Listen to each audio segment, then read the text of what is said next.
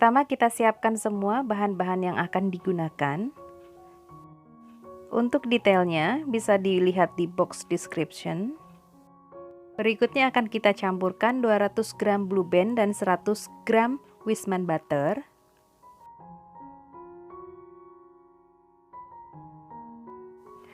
Seratus gram Korman butter.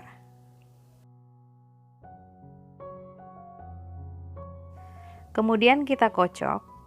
Untuk nastar, kita kocok mentega jangan sampai terlalu mengembang. Jadi kita akan kocok sampai sekiranya semuanya tercampur rata. Karena kalau terlalu mengembang pada saat kita mengkocoknya, nanti akan menghasilkan nastar yang retak-retak ketika dipanggang.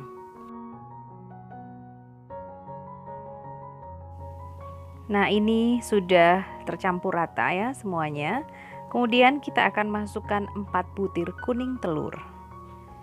Nah, ini yang 3 utuh dan yang satu lagi kebetulan pecah.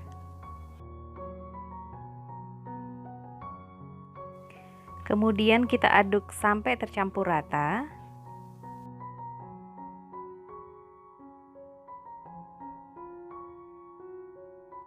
Setelah tercampur rata, kita matikan mixernya. Kemudian kita masukkan 70 gram gula halus.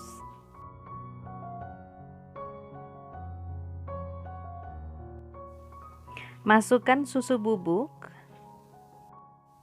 Masukkan tepung maizena. Kemudian kita kocok. Nah, mengkocoknya dengan speed rendah saja ya, supaya tidak ngebul. Nah, ini akan kita kocok hingga semua bahan yang tadi dimasukkan benar-benar tercampur rata.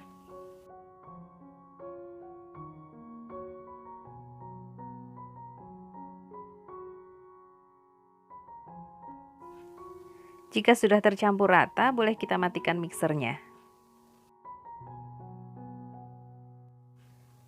Masukkan tepung terigu dengan cara diayak supaya tidak bergerindil.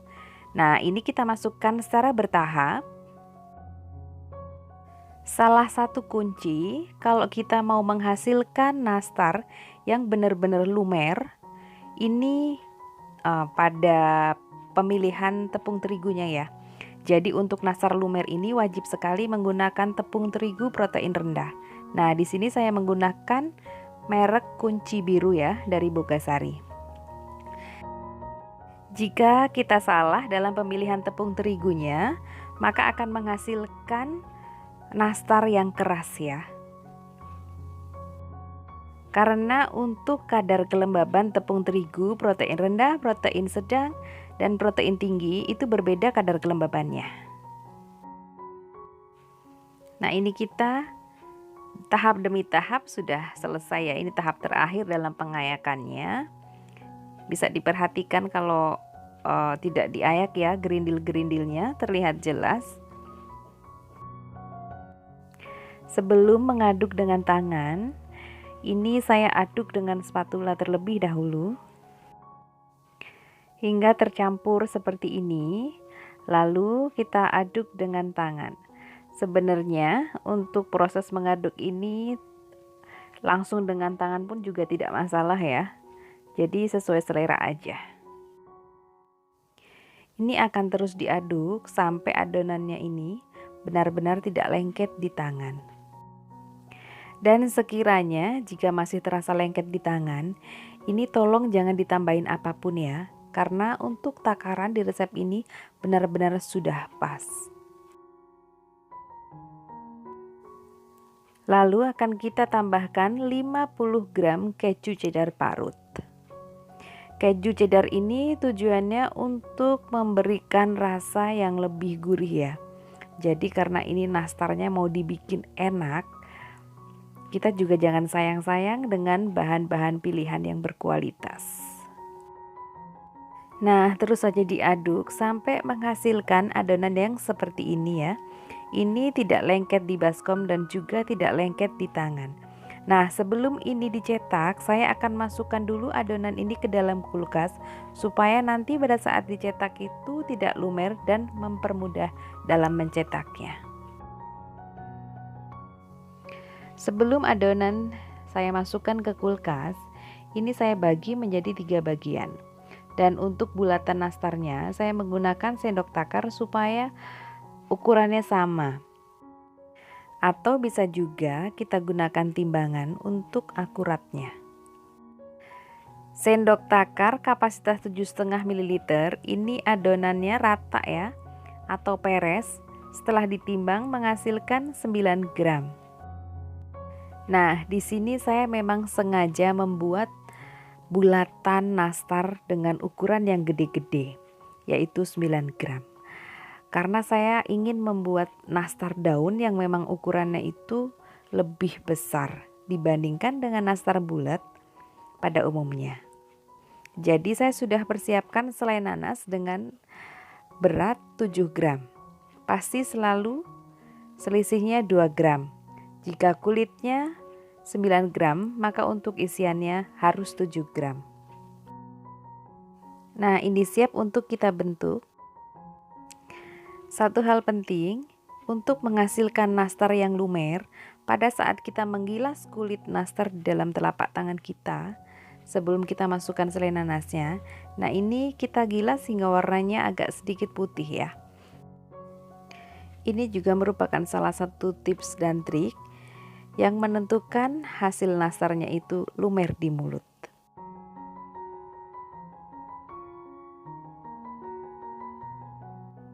Untuk membuat motif daun, adonannya kita bentuk menjadi bulat agak panjang dan bagian bawahnya kita buat sedikit meruncing, kemudian kita capit dengan capitan nastar yang seperti ini. Lalu kita cubit-cubit hingga membentuk motif daun.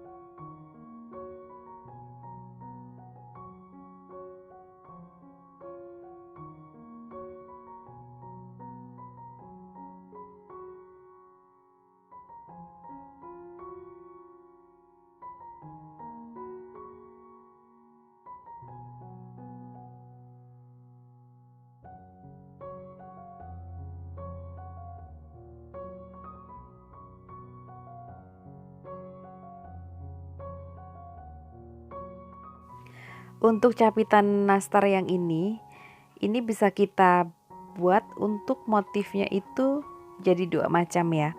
Jadi untuk yang bagian ujungnya itu ada yang berbentuk bulat ya, yang seperti roda.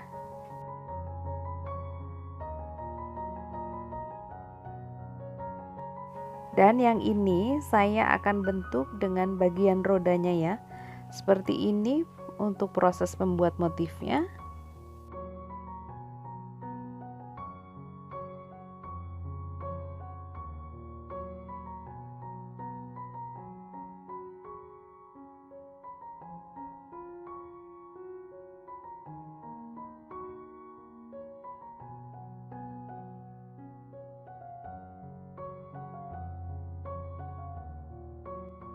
Saya sudah panaskan oven kurang lebih 10 menit ya. Saya menggunakan oven tangkring merek Hock dan ini sudah siap untuk dipanggang. Saya akan mengoles dengan kuning telur nanti setelah dipanggang.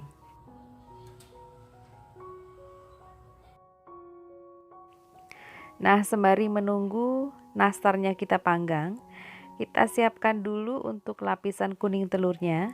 Menggunakan 3 butir kuning telur, Dan ini saya saring ya, karena suka ada bagian putih telur yang masih ikut. Jadi dengan disaring seperti ini akan membuat kuning telurnya ini jadi lebih bagus nanti pada saat kita oleskan.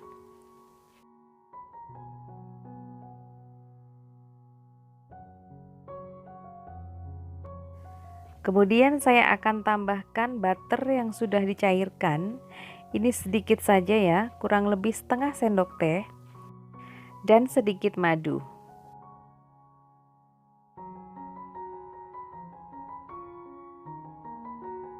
Saya oven dengan suhu 160 derajat, dan ini saya akan keluarkan. Untuk mempercepat pendinginan, saya gunakan kipas angin. Persiapan untuk mengoles kuning telur setelah keluar dari oven. Dan waktu pengovenan 30 menit ya.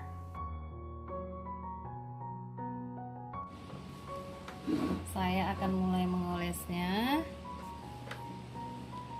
Ini kita ginikan dulu ya supaya tidak berbelepetan.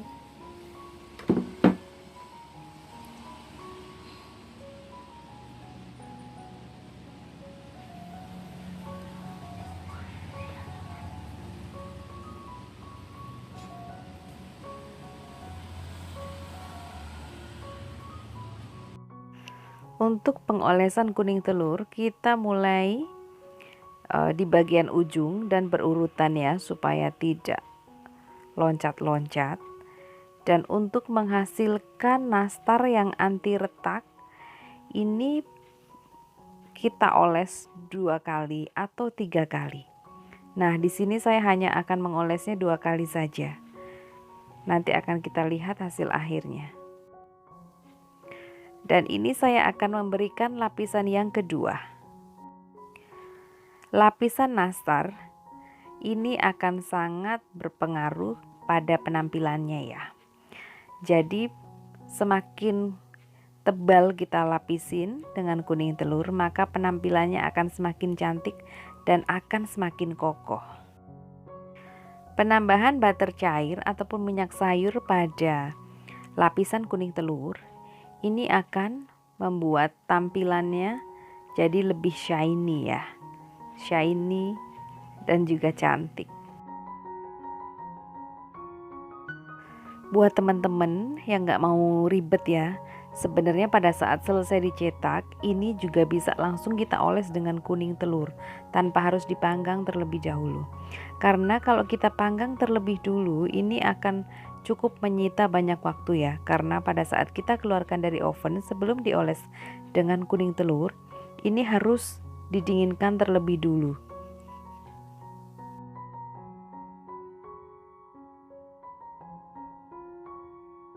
Setelah dioles kuning telur, kemudian kita panggang dengan suhu 130 derajat selama kurang lebih 10 menit. Di 3 menit terakhir jangan ditinggal-tinggal ya, karena di sini akan kita amati perubahannya. Ini jangan sampai gosong ya. Dan untuk oven saya, ini yang bagian pinggir lebih duluan coklat ya, dibandingkan dengan deretan bagian tengah. Dan untuk loyang yang kedua, ini saya akan oles langsung dengan kuning telur tanpa dipanggang terlebih dulu. Untuk menghasilkan lapisan yang kokoh dan anti retak, ini juga sama ya, diolesnya 2 kali. Lapisan pertama sudah selesai, kemudian akan saya lanjut dengan lapisan yang kedua.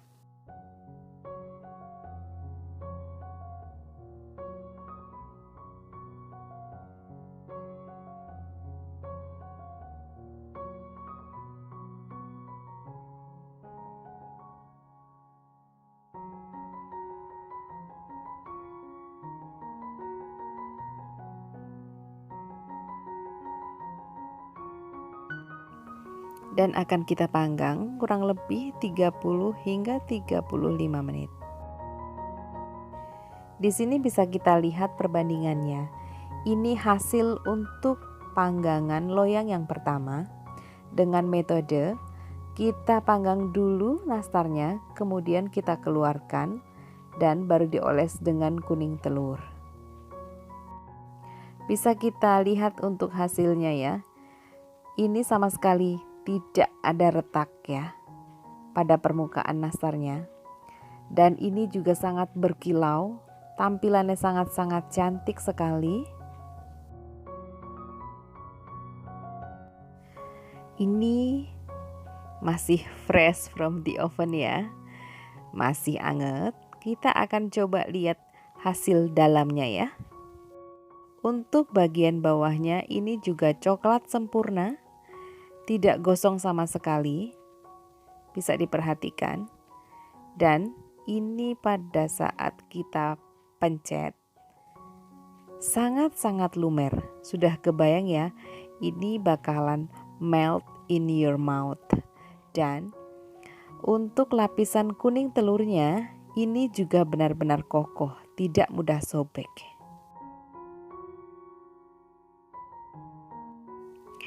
Ini untuk loyang yang kedua ya. Tadi begitu selesai dicetak langsung kita oles dengan kuning telur, baru dipanggang. Untuk tampilannya ini juga tidak kalah cantik dengan panggangan loyang yang pertama.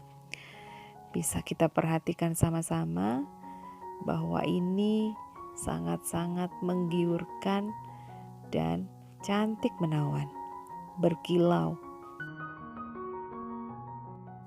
Hanya saja karena yang ini memiliki guratan-guratan yang cukup dalam dan pada saat pengolesan ini tidak terjangkau sempurna, sehingga hasil akhirnya ini menimbulkan warna yang tidak merata.